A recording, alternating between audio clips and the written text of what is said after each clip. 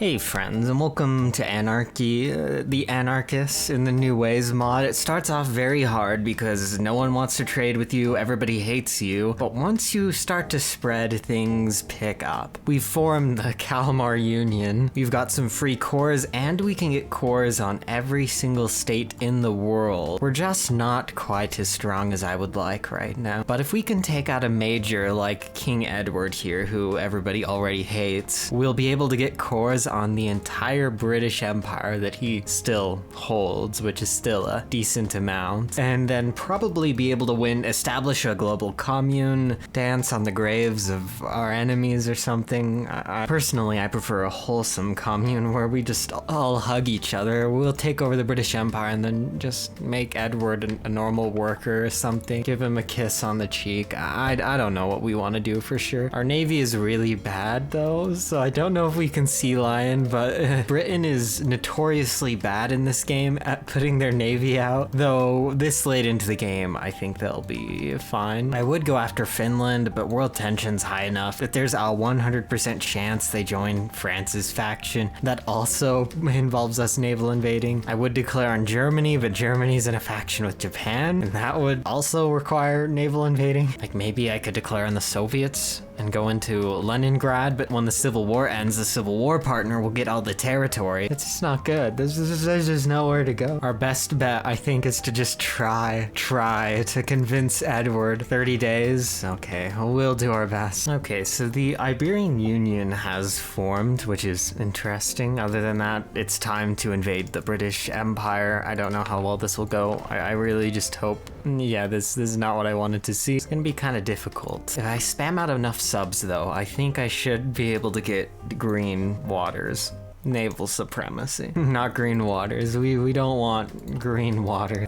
Okay, well this got a bit more interesting. Britain declared war on France, so now France can distract Britain's army a bit, but I don't know if that's going to distract their navy at all. I guess we're up to 46.5%. That's pretty good. Oh, I realized that Ireland in this mod has a strait crossing to Britain, and Ireland is now invading Britain.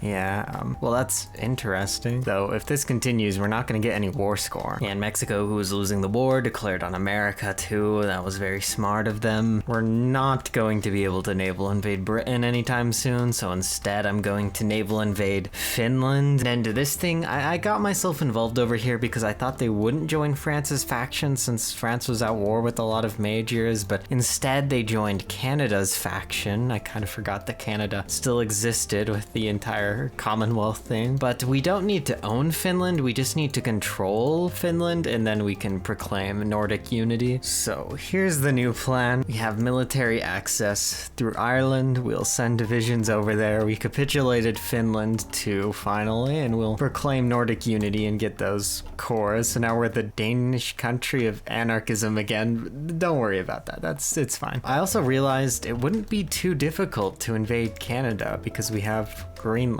So I am going to send some divisions over there too. I honestly kind of forgot about Greenland. I maybe should build up the ports first though. And now Poland declared on the Soviets, not the Soviets on Poland. It's Poland attacking the Soviets. I feel like this is a bad idea for them, but it's their choice, I guess. We also made it to 1% stability. It's not much, but it's better than what we've been at for a very long time. Okay, so Poland is actually winning, so I was just being stupid, and then Japan declared on them too. So now I also want to declare on them, so, you know, I kind of want a piece of this pie, even though that would drag us into a third war. If this is going to be a world conquest, I guess it's kind of inevitable. So here we're preparing to invade Canada, here we're still trying to break into London, and now I'm raising another army to put on the border with the Soviets. We'll send some of these million spies we have over there. See, and us and the Irish are good friends. They're helping us out here quite a bit by having these divisions on the defensive, so we can do the offensive maneuvers and then they just stand back and defend against these counterattacks. This war in Europe is confusing. Italy has invaded a lot of southern France, but Yugoslavia invaded northern Italy? I don't know. That's weird. So both Ireland and Britain are both close to capitulating, and if Ireland capitulates, Britain will get all of its territory back. So, I don't know. Britain's 99% of the way there. I just don't know what victory point we could easily move into right now. Portsmouth is probably the easiest one. There's no victory point on Dover. I don't know, we just have to take something before Britain, or maybe they won't walk into Dublin anymore. Okay, very close, but the anarchists won. Unfortunately, not with the most war score, but this was good enough. So we're slowly going to integrate Britain. Well, the parts of Britain that we took in the peace deal, there's a small UK, and Wales is also a puppet of France. France is kind of dying, but they're in a big faction, so I don't know. I wouldn't really say they're dying per se. We're still just gonna go invade Canada. Oh, also, Austria is taking out Germany because Germany moved all of its divisions to China. Yeah, it's a complicated situation. So this here, it's very unlikely in Hearts of Iron 4 for an interesting World War II scenario to develop, but this is an interesting World War II scenario. I could go through every single series of wars, but it would take a very, very long time to explain everything. We're keeping it pretty simple though. Everybody's at war with the Soviets, so us invading them is a pretty obvious decision, and then Canada is the only major, I believe, in the Commonwealth, yeah. And they're pretty strong and doing a decent job defending, but we're encircling them. This isn't quite an encirclement because they have a port, and we can't beat their navy, so we can't convoy raid them really, but we're doing okay. Our main problem is we haven't had access to rubber the entire game, so the only rubber we get is rubber we build from refineries. But luckily, I waited to do a certain infrastructure decision until we owned all of Norway and Sweden, so now we have max infrastructure on basically all of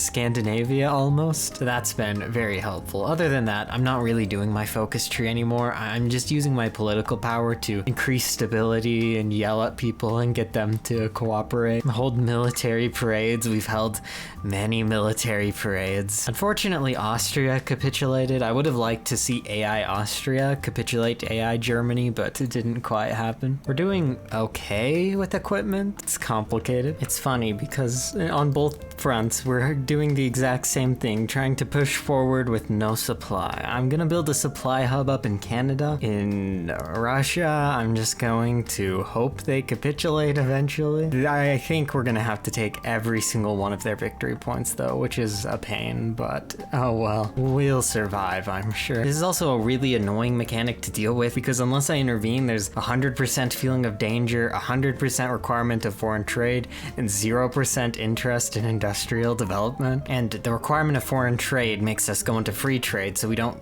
get any of our resources in rubber. And this, when it goes to 0, practically puts us on undisturbed isolationism, so we can't produce anything or build anything really. It's kind of a nightmare. We really need to finish up these battles and get at peace for a little while so we can fix our army. Okay, they finally capitulated. It took a very, very long time, but for some reason this mod adds a ton of victory points in the middle of nowhere for them that are large victory points, so you have to take almost every single Soviet victory point. We finally did it. Oh yeah, also we haven't even pieced out with Finland yet because we're still in Canada. Luckily we have a lot of these as cores, since as the anarchists we can get cores on anything. So we made them a core during the war, and now it's easier to take in the peace deal. Non-cores will be a little more difficult, but I really hope we are able to take Moscow. Yeah, that's good. Anyways, here's how things stand at the end. We took a lot of territory in Russia that we'll be able to get cores on. We already have cores on all of Britain and cores on most of Canada. The European Federal Union is very powerful, though I'm pretty sure I could defeat them, and I would invade them right now, but there's one small problem, and that is the game will not run anymore. I already tried to fix it and it didn't really fix, but I don't know. Anyways, see you all next time.